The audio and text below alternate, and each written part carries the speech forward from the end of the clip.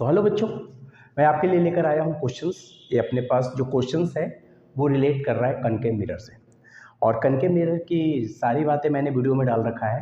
तो यहाँ पे इस क्वेश्चंस को देखते हैं, समझते हैं और इस न्यूमेरिकल को बनाने की कोशिश करते हैं। क्वेश्चन है, the focal length of A concave mirror is 30 centimetre. मतलब कनकेव मिरर का जो फोकल लेंथ है, एफ की वैल्यू जो है वो 30 सेंटीमीटर दिया हुआ है। और आपको पता है कि कनकेव मिरर का जो फोकल लेंथ होता है वो नेगेटिव होता है, बिकॉज कनकेव मिरर में ये आपका पोल हो गया यहाँ पे, और कनकेव मिरर में फोकस इधर होता है, नहीं पोल के लेफ्ट साइड में होगा, दैट्स वाई फोकस जो होगा वो नेगेटिव होगा। आपसे ये कह रहा है कि find the positions of the objects. आपको यू की वैल्यू निकालना है इन फ्रंट ऑफ द मिरर। मतलब आपको ये निकालना है कि ये आपको फोकस दिया हुआ है और ये डिस्टेंस 30 सेंटीमीटर है। ऑब्जेक्ट को कहाँ पे रखा जाए, देखिए लिखा हुआ है find the positions of the object in front of the mirror. Mirror के किस पोजीशंस पे रखा जाए, प्रिंसिपल एक्सिस के कहाँ पे रखा जाए कि इमेज का जो साइज है वो 3 times size of the object हो जाए। मतलब मैग्निफिकेशंस की वैल्यू जो दिया हुआ है वो 3 दिया हुआ है, क्योंकि मैग्निफिकेशंस आपको पता है कि मैग्निफिकेशंस का मतलब ही होता है कि साइज ऑफ द इमेज जो है ऑब्जेक्ट के साइज से कितना बड़ा है या छोटा है, यही चीज़ अपने को मैग्निफिकेशंस बताता है। तो यहाँ पे m की वैल्यू अपने को 3 दिया हुआ है। अब हम यहाँ से अपने को u की वैल्यू निकालना है। तो देखिए मैग्निफिकेशंस 3 देने का मतलब क्या हो गया कि जो इमेज है, हाइट ऑफ द इमेज है वो हाइट ऑफ द ऑब्जेक्ट से बड़ा होगा। और कनकेव मिरर में 2 ऐसे केस होते हैं जब इमेज का साइज जो होता है ऑब्जेक्ट के साइज से बड़ा होता है। सबसे पहला केस कब होता है कनकेव मिरर में, ध्यान से देखें, ये फोकस है और ये सेंटर है। जब आप ऑब्जेक्ट्स को सेंटर और फोकस के बीच में रखते हैं तो इमेज का फॉर्मेशन कहीं इधर होता है, और ये वाला जो साइज होता है इस साइज से बड़ा होता है। और दूसरा केस तब होता है जब ऑब्जेक्ट को फोकस और पोल के बीच में रखते हैं तो इमेज का फॉर्मेशन बिहाइंड द मिरर होता है, वर्चुअल एंड इरेक्ट होता है, और साइज ऑफ द इमेज जो होता है वो लार्जर देन द ऑब्जेक्ट होता है। 2 केस बनते हैं। तो सबसे पहले हम केस बनाएंगे, इस वाले केस को सॉल्व करने की कोशिश करेंगे। केस फर्स्ट, केस फर्स्ट में क्या है कि जब m की वैल्यू अपने पास 3 है तो हमें पता है कि मैग्निफिकेशंस जो है वो -b/u होता है। m की वैल्यू जो है वो 3 दिया हुआ है तो -b/u हो जाएगा। तो v की जो वैल्यू होगा वो -3u होगा। ये किसकी वैल्यू हुआ, v की वैल्यू हुआ। मुझे निकालना किसकी वैल्यू है, u की वैल्यू निकालना है। तो अकॉर्डिंग टू मिरर फार्मूला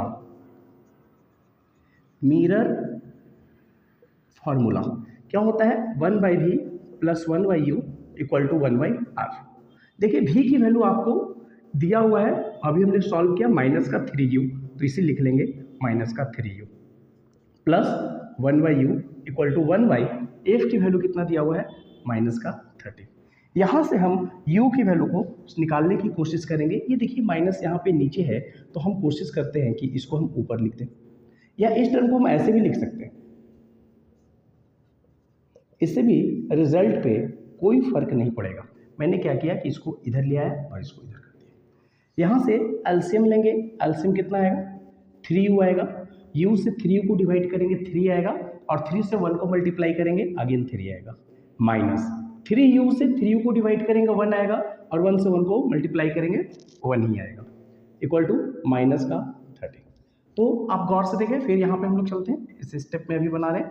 तो यहाँ से क्रॉस मल्टीप्लिकेशंस कर दें तो 3 में से 1 जाएगा 2 हो जाएगा, और 2 को जब इससे मल्टीप्लाई करेंगे तो ये आपको मिल जाएगा 60, इक्वल टू इससे क्रॉस मल्टीप्लाई करेंगे तो माइनस का मिलेगा 3u। तो u की जो वैल्यू आएगा वो u की वैल्यू आएगा 60/-3, 60/-3। अब इसको आप ये भी लिख सकते हैं 60/3, कटिंग करेंगे कितना आएगा 20। मतलब u की जो वैल्यू आया वो वैल्यू कितना आया आपके पास 20 आया। तो सोचे जरा कि ऑब्जेक्ट कहाँ पे रखा हुआ है। इस कंडीशंस में u की जो वैल्यू आया -20 आएगा, -20 आएगा। इस कंडीशंस में u की वैल्यू -20 आने का मतलब क्या हो गया कि जो ऑब्जेक्ट्स हैं वो पोल और फोकस के बीच में रखा हुआ है। तभी ना देखिए, क्योंकि फोकल लेंथ तो अपने पास 30 है, यहाँ तक फोकल लेंथ है, ये डिस्टेंस यहाँ से यहाँ तक 30 है, और यू की वैल्यू कितना है -20 आया है। इसका मतलब ऑब्जेक्ट जो है फोकस और पोल के बीच में रखा हुआ, यहाँ पे रखा हुआ। इस वाले केस में इमेज ये बन गया अपने पास। और ऐसे केस में इमेज जो बनेगा वो इमेज कैसा होगा आपके पास, वर्चुअल एंड इरेक्ट होगा। अब बात करते हैं नेक्स्ट केस नंबर दूसरा का। केस नंबर दूसरा, देखिए केस नंबर दूसरा जो बनेगा, जो मैग्निफिकेशंस की वैल्यू होगा वो मैग्निफिकेशंस की वैल्यू हम लोग -3 लेंगे। बिकॉज देखिए इसमें क्या था ना कि मैग्निफिकेशन 3 हो गया, इसका मतलब साइज ऑफ द इमेज जो है वो लार्जर देन द ऑब्जेक्ट है। अभी हमने ये नहीं किया था कि वर्चुअल है या इरेक्ट है। जैसे यदि ये प्लस का 3 होगा तो इमेज जो होता है वो कैसा बनता है आपके पास, वर्चुअल बनता है। तो ये वर्चुअल वाला केस था। अब हमने बनाया कि एम की वैल्यू -3 है, इसका मतलब प्रिंसिपल एक्सिस के नीचे बन रहा है, और प्रिंसिपल एक्सिस के नीचे ये वाला केस बनेगा। मैं थोड़ा सा एरर हो गया था, इसको ध्यान से देखिएगा कि ये प्रिंसिपल एक्सिस के नीचे बनेगा। तो ये वाला केस अब बना रहे हैं और ये वाला केस मैंने पहले बना दिया था। तो केस नंबर 2, एम की वैल्यू -3 होगा एंड एफ की वैल्यू अभी भी -30 होगा, और मुझे यू की वैल्यू निकालना है तो हमें मैग्निफिकेशंस का फॉर्मूला पढ़ना है -v/u। एम की वैल्यू कितना है, -3 -v की वैल्यू कितना है वो हम लोग निकाल लेंगे, और u की वैल्यू भी अपने को पता नहीं है, इससे ये मर जाएगा। तो v की वैल्यू आ गया 3u। अब हम लोग अकॉर्डिंग टू मिरर फार्मूला हम लोग पढ़ेंगे। अकॉर्डिंग टू मिरर फार्मूला क्या है, 1/v + 1/u = 1/f। v की वैल्यू बताएं कितना है, 3u। u की वैल्यू बताएं कितना है, u की वैल्यू u ही छोड़ दें, और f की वैल्यू -30। सॉल्व करें, एलसीएम ले लें, एलसीएम 3u हो जाएगा। 3u से डिवाइड करेंगे 1, ये हो गया 1 + 3 = 1/-30। ये हो गया 4/3u = -1/30। क्रॉस मल्टीप्लाई कर दीजिए, कितना हो जाएगा, 120 = -3u। तो u की जो वैल्यू आएगा वो u की वैल्यू आएगा 120/-3, 3 से कट जाएगा, कितना आएगा, -40। तो u की जो वैल्यू आएगा वो -40 आएगा।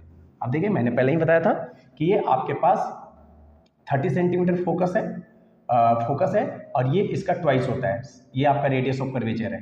तो ऑब्जेक्ट जो रखा हुआ है सेंटर और फोकस के बीच में रखा हुआ है, बिकॉज 30 तो फोकल लेंथ हो गया और रेडियस ऑफ कर्वेचर कितना हो जाएगा, 60 हो जाएगा। मतलब C और F के बीच में आपके पास ऑब्जेक्ट रखा हुआ है। जब U की वैल्यू -40 होगा तो इमेज जो बनेगा वो कैसा बनेगा, रियल बनेगा, इनवर्टेड बनेगा, लार्जर देन ऑब्जेक्ट बनेगा, लार्जर देन द ऑब्जेक्ट बनेगा, और कहाँ बनेगा, beyond, in front of the C बनेगा, इन फ्रंट ऑफ सी। सी के पहले ही बनेगा मगर प्रिंसिपल एक्सिस के नीचे बनेगा। तो ये था आपके पास न्यूमेरिकल्स, ये था आपके पास फर्स्ट क्वेश्चन जो हमने कल टेस्ट भी लिया था उसका ये आंसर। हाँ, तो ये है आपके पास क्वेश्चन नंबर 2 जो कल हमने टेस्ट लिया था। क्वेश्चंस को देखिए, क्वेश्चन कहता है a convex mirror used an automobile has 3 metre radius of curvature. R की वैल्यू कितना दिया हुआ है, 3 मीटर्स दिया हुआ है। फोकस कितना हो जाएगा, 3/2, बिकॉज रिलेशंस रेडियस और फोकस का जो होता है F = R/2 होता है। तो ये मिल गया आपके पास 1.5 मीटर्स। कन्वेक्स मिरर है तो इमेज जो हमेशा बनेगा वो वर्चुअल एंड डायरेक्ट बनेगा और स्मॉलर देन द ऑब्जेक्ट्स बनेगा। ये कन्वेक्स मिरर की खासियत होती है। तो अच्छा, F की वैल्यू प्लस का होगा या माइनस का होगा, तो आप गौर से देखिए, ये आपका कन्वेक्स मिरर है, ये आपका पोल है, तो पोल के राइट साइड में फोकस होगा, दैट्स वाई F की वैल्यू हमेशा प्लस का होगा। If a bus is located at 5 metre from this mirror, मतलब बस जो है आपको एक ऑब्जेक्ट जैसा बिहेव करेगा और u की वैल्यू जो दिया हुआ है वो 5 मीटर दिया हुआ है, और ये हमने बताया था कि ये हमेशा आपको माइनस लेना है। मुझे निकालना है find the positions, nature and size of the image. Size निकालना है, नेचर निकालना है और पोजीशंस निकालना है। एग्जैक्ट साइज नहीं निकालना, आपको ये बताना है कि इमेज का साइज जो होगा लार्जर देन द ऑब्जेक्ट होगा या स्मॉलर देन द ऑब्जेक्ट्स होगा, वो निकालना है। तो मुझे निकालना है v की वैल्यू। तो v की वैल्यू निकालने के लिए हम लोग चलते हैं मिरर फार्मूला में, 1/v + 1/u = 1/f।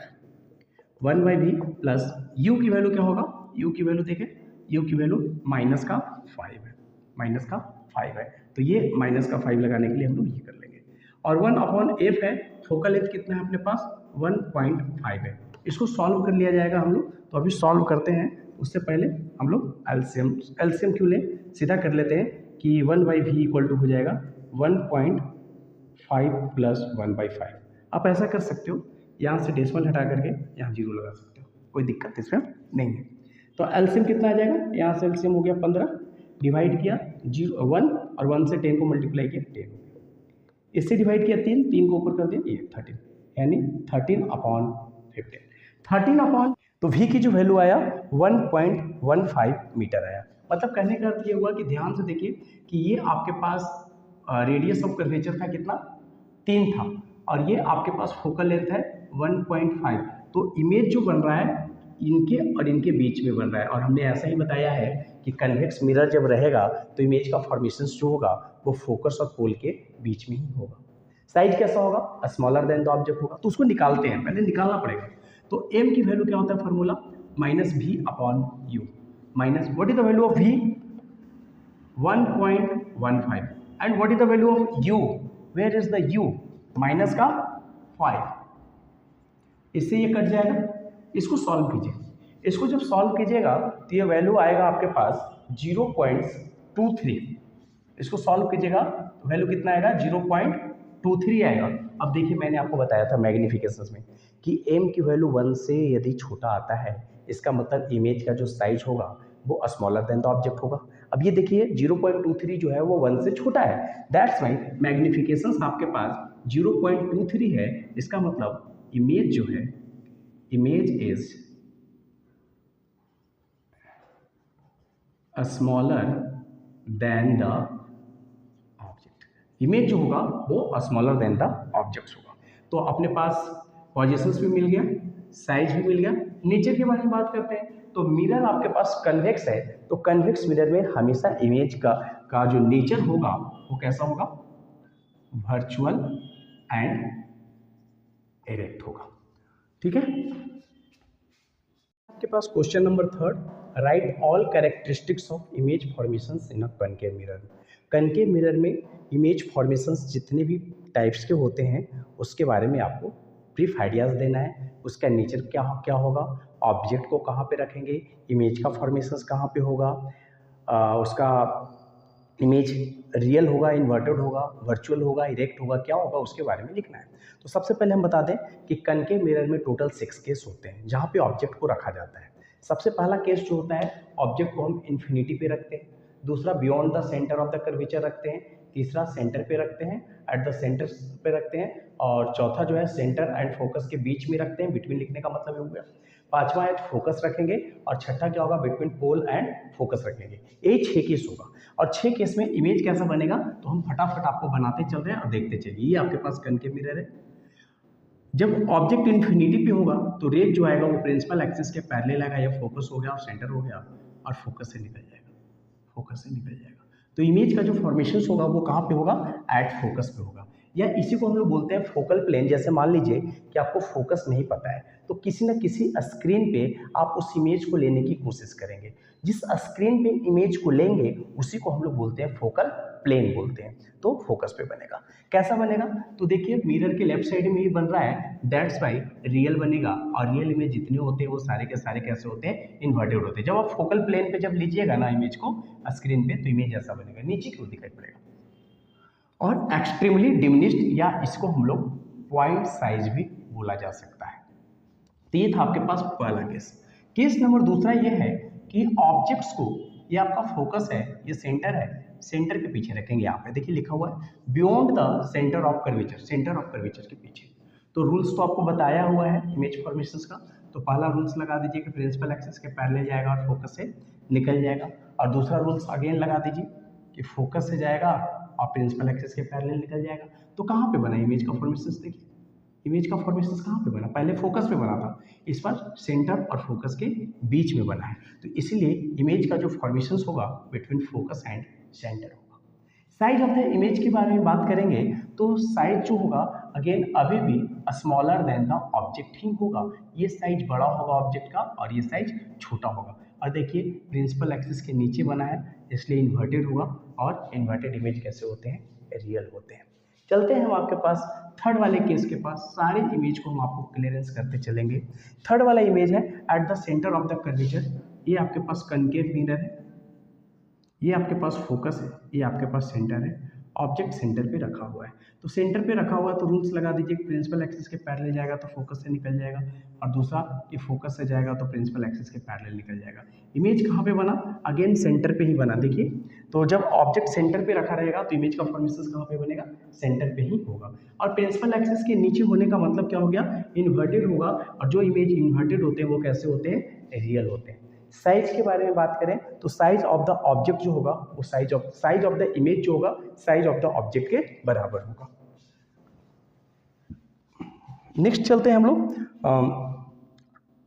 सेंटर की कहानी हो गई। अब बात करते हैं कि बिटवीन फोकस एंड सेंटर, ये आपके पास कनकेव मिरर है, ये आपके पास कनकेव मिरर है, ये फोकस है और ये सेंटर है। तो अभी हमने सेंटर वाला केस कर लिया था, इस बार सेंटर और फोकस के बीच में रखा हुआ है। तो प्रिंसिपल एक्सिस के पैरेलल जाएगा और फोकस से निकल जाएगा, और फोकस से जाएगा और प्रिंसिपल एक्सिस के पैरेलल निकल जाएगा। इमेज का फॉर्मेशन यहाँ पे होगा। और यहाँ पे देखिए लार्जर देन द ऑब्जेक्ट हो रहा है, यहाँ पे साइज छोटा है, इमेज कैसा बन रहा है? बड़ा बन रहा है। पर सबसे पहले हम लोग पोजीशंस ऑफ द इमेज की बात करेंगे। तो पोजीशंस ऑफ द इमेज जो होगा बियॉन्ड सेंटर होगा, सेंटर के पीछे यहाँ पे बनेगा। उसके बाद प्रिंसिपल एक्सिस के नीचे बन रहा है, दैट्स वाई इन्वर्टेड होगा। और इन्वर्टेड इमेज कैसे होते हैं? रियल होते हैं। और साइज ऑफ द इमेज जो होगा, ये जो साइज होगा इमेज का जो साइज होगा लार्जर देन द ऑब्जेक्ट होगा। तो ये आपके पास चौथा नंबर केस था। पांचवा नंबर केस है कि ऑब्जेक्ट को आप फोकस पे रख दें। ये आपके पास कनकेव मिरर है, ये फोकस है, ये सेंटर है, ऑब्जेक्ट को फोकस पे रख दें। तो फोकस पे रख देंगे तो प्रिंसिपल एक्सिस के पैरेलल जाएगा और फोकस से निकल जाएगा। और दूसरा क्या करते हैं कि या तो हम पोल पे फॉल करवा देते हैं तो पोल के पैरेलल लिया जाएगा। तो ये जो रेज है ना, ये पैरेलली है, ये आप कितना भी आगे बढ़ा दो ये पैरेलली आगे बढ़ेंगे। ये आगे जाकर के कहाँ पे मीट करेंगे? इन्फिनिटी पे मीट करेंगे। तो इमेज का जो फॉर्मेशन होगा वो कहाँ पे होगा? एट इन्फिनिटी पे होगा। और प्रिंसिपल एक्सिस के नीचे है तो इमेज कैसा बनेगा? रियल बनेगा, इन्वर्टेड बनेगा। और इन्फिनिटी पे जो इमेज बनता है ना वो एक्सट्रीमली मैग्नीफाइड, बहुत बड़ा बनेगा। लास्ट केस है जो सबसे इंपॉर्टेंट केस है, मैं वो केस आपसे डिस्कस कर रहा हूँ कि ऑब्जेक्ट को फोकस और पोल के बीच में रखा जाएगा। ये पोल है, ये फोकस है, ये सेंटर है, ऑब्जेक्ट को इनके बीच में रखा जाएगा। यही जो है एक एक्सट्रीमली केस ऐसा है जिसमें इमेज का फॉर्मेशन वर्चुअल एंड इरेक्ट होता है। तो इसमें देखिए बिटवीन पोल एंड फोकस रख दिया, पोल और फोकस के बीच में ऑब्जेक्ट को रख दिया, प्रिंसिपल एक्सिस के पैरेलल गया और फोकस से निकल गया। और दूसरा क्या करिए आप, या तो यहाँ से पोल पे फॉल करवा दीजिए या सेंटर पे फॉल करवा दीजिए। मैंने पोल पे ही फॉल करवा दिया। पोल पे फॉल मान लीजिए एंगल आई से गया है तो ये रिफ्लेक्ट कैसे होगा? एंगल आर से रिफ्लेक्ट हो जाएगा। अब गौर से देखिएगा कि रेज इसको आप कितना भी आगे बढ़ा दीजिए वो इधर आकर के मीट नहीं करेगा। और इमेज का फॉर्मेशन कहाँ पे बनेगा? जहाँ पे रिफ्लेक्टेड रे मीट करता है। तो हम इस रेज को पीछे की ओर प्रोड्यूस करेंगे, पीछे की ओर प्रोड्यूस करेंगे। जब पीछे की ओर प्रोड्यूस करेंगे तो किसी एक पॉइंट पे जाकर के मीट कर जाएगा। जिस पॉइंट पे मीट करेगा इमेज का फॉर्मेशन वहीं पे होगा। तो देखिए कहाँ पे बना? Behind the mirror. ये आपका मिरर था और मिरर के पीछे इमेज का फॉर्मेशन हुआ। कैसा बना है? प्रिंसिपल एक्सिस के ऊपर बना है। प्रिंसिपल एक्सिस के ऊपर कैसे होंगे? इरेक्ट इमेज होंगे। और इरेक्ट इमेज हमेशा वर्चुअल होते हैं because reflected ray self meet नहीं किया है, हमने उसे मिलवाया है। और साइज ऑफ द इमेज बड़ा बना है, मैग्नीफाइड बना है, लार्जर देन द ऑब्जेक्ट बना था। ये है आपके पास कैरेक्टरिस्टिक्स ऑफ कनकेव मिरर। तो ये था आज के 3 क्वेश्चंस। Thank you.